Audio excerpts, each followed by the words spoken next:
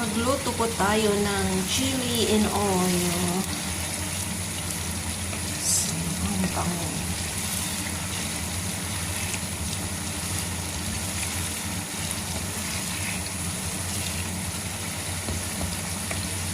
So, ang ingredients niya po ay oil, minced garlic,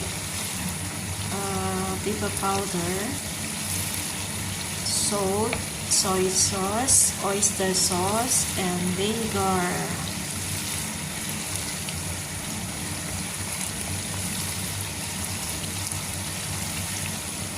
Gusto ko po yung crunchy, yung crispy.